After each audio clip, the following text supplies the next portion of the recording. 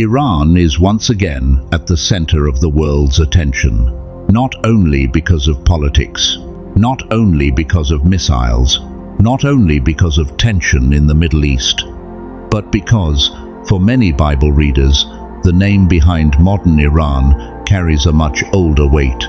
Before it was Iran, it was Persia. Before Persia, there were names like Elam and Media. And long before today's headlines, those names had already appeared in the pages of Scripture. But here is the important question.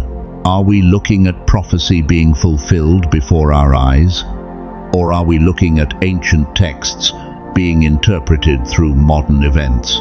The answer requires caution, because the Bible does speak about Persia. It does speak about Elam. It does describe kings, empires, wars, exile, judgment, and restoration. But not every modern event can be treated as a guaranteed fulfillment. So in this story, we need to move carefully. There are 3 layers. The first layer is fact, what the Bible says, what history records, and what can be clearly identified. The second layer is testimony, what believers, teachers, and some modern commentators claim or see in today's events. The third layer is interpretation, the meaning many people draw from these connections. And when those 3 layers are separated, the story becomes even more powerful, because Persia is not just remembered in Scripture as an enemy, it is also remembered as an instrument of restoration. And that is what makes Iran's biblical story so unusual. It begins not in the modern Middle East, but in the ancient world after the flood. According to Genesis, humanity spread through the descendants of Noah's sons. Among those names are Madai and Elam. These names later became associated with regions and peoples connected to the lands we now identify with ancient Iran. Elam became one of the oldest known civilizations in the region. In the Bible, Elam appears early in the story of Abraham. Genesis 14 describes a coalition of eastern kings, including Chedorlaomer, king of Elam, who fought in Canaan and carried away Lot, Abraham's nephew. That is the first layer. The biblical text places Elam inside one of the earliest recorded conflicts involving Abraham's family. But some interpreters go further. They point out that this ancient conflict involved territory connected to what later became the lands of Iran and the land connected to Israel's story. For them, this creates a symbolic beginning, an ancient tension between the line of promise and powers from the east. That interpretation may be compelling, but it must remain interpretation. The text itself does not mention modern Iran. It does not mention today's borders, but it does introduce Elam as a serious regional power. And from there, the biblical picture grows darker. The prophet Jeremiah speaks a word concerning Elam. In Jeremiah 49, God says, "He will break the bow of Elam," described as the chief source of its strength. In the ancient world, Elam was known for archers, so the bow naturally fits its military identity. That is, the fact layer. But modern commentators often make a second connection. They argue that the ancient bow can be seen as a symbol of long-range strike power. In today's world, that would mean missiles, drones, and launch systems. This does not mean Jeremiah directly described modern missiles in technical language. A safer way to say it is this. For some modern viewers, the image of Elam's bow feels striking because Iran's current military influence is often associated with long-range missile and drone capabilities. That is not a proven fulfillment. It is an interpretive parallel, and yet the tension remains. Jeremiah's prophecy does not end with broken weapons. It also speaks of scattering, fear, judgment, and finally restoration. This is one of the most important details in the entire story, because Elam is not only judged, Elam is also promised a future. The text says that in the latter days, God will restore the fortunes of Elam. That single line changes the tone. Persia's story in the Bible is not only destruction, it is also mercy. And history gives that idea a powerful shape. After Elam and Media, the Persian Empire rose to become one of the greatest powers of the ancient world. And unlike Babylon, Persia is remembered in the Bible for one extraordinary act, allowing the Jewish exiles to return. Babylon destroyed Jerusalem. Babylon burned the temple. Babylon carried the people into exile. But Persia became the empire through which return became possible. The prophet Isaiah names Cyrus before his rise, presenting him as a ruler used by God to open the way for restoration. Historically, Cyrus the Great conquered Babylon, and the Persian administration allowed exiled peoples, including the Jews, to return and rebuild. That is a fact-based biblical and historical layer. But the meaning is deeper for believers. Persia, a Gentile empire, became an unexpected tool in the preservation of Israel's religious life. Without the return from exile, the later shape of Jewish worship and identity would have been radically different. This is why Persia cannot be reduced to one simple role. It is not only enemy, it is not only ally, it is not only judge, it is not only judged. It moves through Scripture like a nation with two faces. One face threatens, one face restores, and nowhere is that duality more dramatic than in the book of Esther. The story takes place in Susa, a Persian royal city. A Jewish orphan named Hadassah, known as Esther, rises to become queen. Her identity is hidden. Her position seems fragile.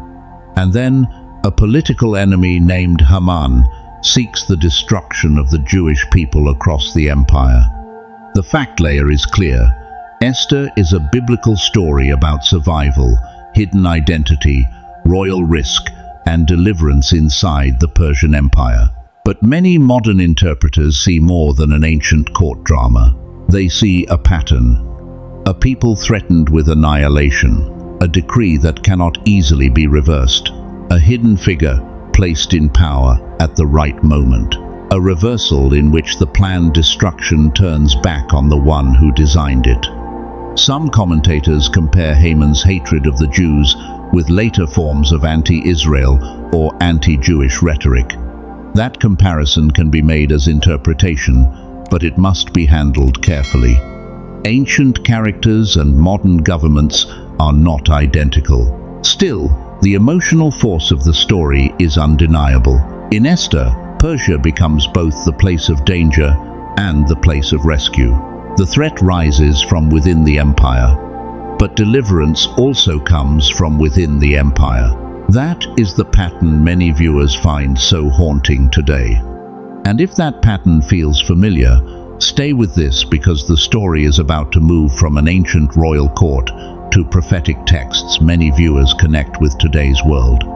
Then Persia appears again, not as a kingdom of war, but as a land of seekers.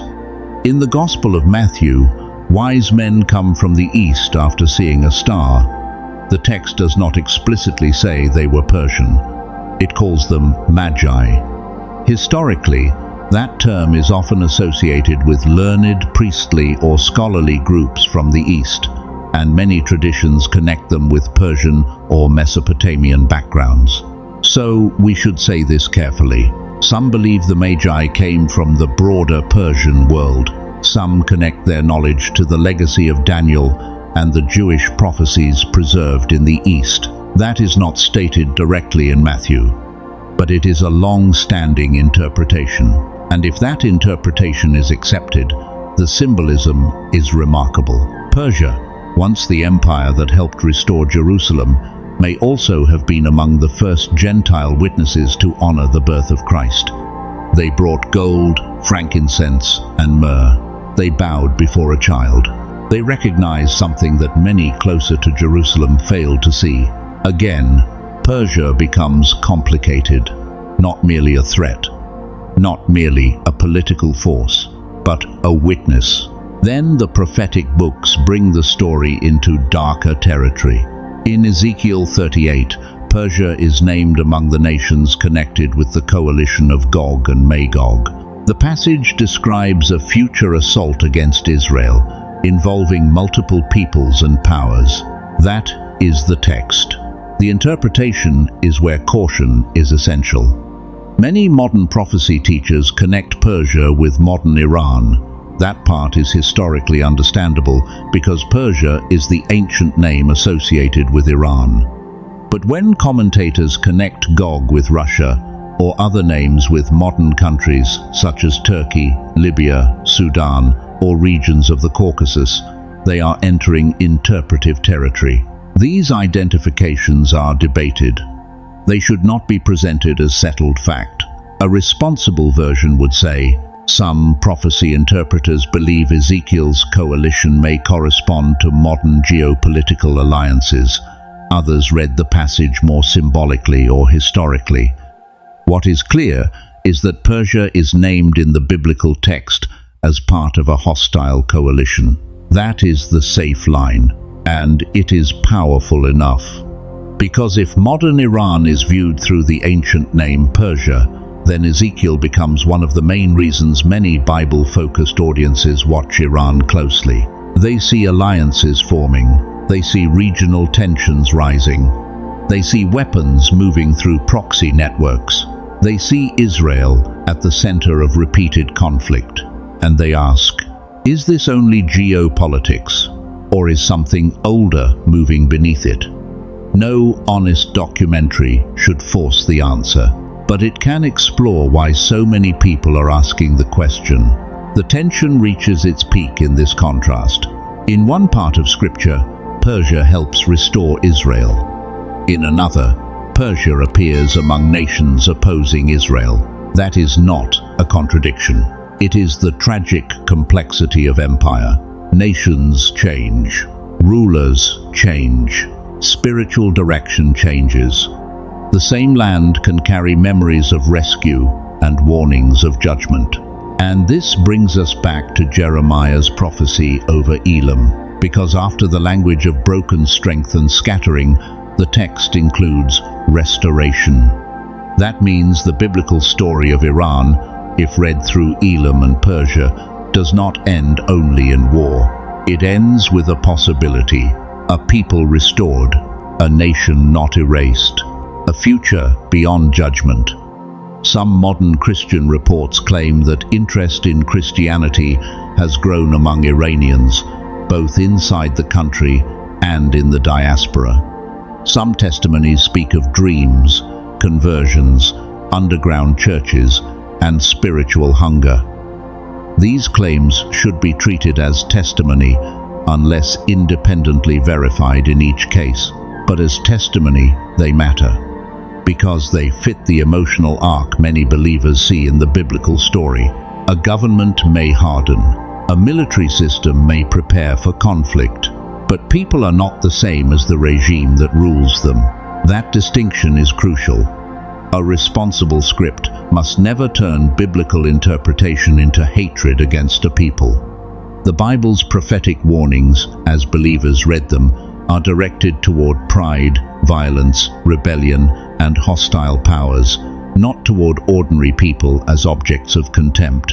And that is where the message becomes more serious.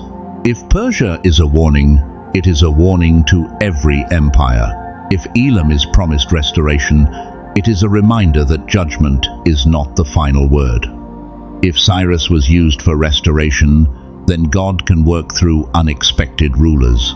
If Esther saved her people inside Persia, then courage can rise in the most dangerous places. If the Magi came from the east, then seekers can arrive from lands others would overlook. This is why the story still grips people. It is not simply Iran versus Israel. That is too small. It is a story about power and pride, about exile and return, about hidden courage, about ancient names that still echo, about the danger of reading headlines too quickly. and about the hope that even nations under judgment are not beyond mercy. So what should viewers take from this? Not panic, not certainty where scripture leaves room for interpretation, not a claim that every missile launch is automatically a fulfilled verse, but attention, because the Bible does present Persia as one of the most significant nations in sacred history. It appears in the story of Abraham, the exile, the return, Esther's deliverance, the Magi tradition, and prophetic visions of future conflict. That alone is enough to make the subject serious. And today, as Iran remains central to Middle Eastern politics, many believers naturally return to those passages and ask what they mean. Some will see prophecy unfolding, some will see patterns repeating, some will see ancient texts being used to interpret modern fears. Others will urge caution and remind us that prophecy should not be forced into every headline. But one thing is clear: Persia's biblical story is not simple. Before we reach the final meaning, take a moment, because how we read this story may shape how we understand the headlines around us. Persia's biblical story is not simple. It is one of the few nations in Scripture that stands both near judgment and near redemption. It helps rebuild the temple. It shelters Esther. It may be linked by tradition to the Magi, and yet it also appears in prophetic visions of conflict. That is why the story feels unfinished. Not because we can prove every modern connection, but because the ancient name still carries meaning. And perhaps the most important lesson is not only about Iran, it is about how we read the times. Carefully, humbly, without exaggeration, without fear, manipulation, without turning interpretation into absolute fact. Because prophecy, for those who believe, is not meant to create panic. It is meant to awaken discernment. And if the story of Persia teaches anything, it is this: the same land can carry judgment and mercy. The same history can warn and comfort. The same people can be caught between rulers, wars, faith, and destiny. So the question is not only, is Iran fulfilling prophecy? The deeper question is, are we reading the story with enough wisdom to separate what is written, what is reported, and what is interpreted? Because when those layers are separated, the message becomes clearer. Ancient Persia was real. Its role in Scripture was significant. Its connection to modern Iran is historically meaningful. But the final meaning of today's events must be approached with humility. And maybe that is where the story should leave us. Not with a closed answer, but with an open warning. Watch the headlines. Read the ancient texts. Listen carefully. But do not confuse fear with truth. Because if the biblical story of Persia is any guide, then even in the shadow of judgment, restoration is still possible. And that may be the part of the story many people forget. If this perspective changed how you see what's happening right now, don't stop here, because the next part goes deeper into what many believe could unfold next. Watch the next video on your screen, because once you see that connection, you may not look at today's headlines the same way again. And stay with this series. In the next episode, we will continue exploring how ancient names, modern headlines, and prophetic interpretations are being connected, and where we must be careful not to go too far.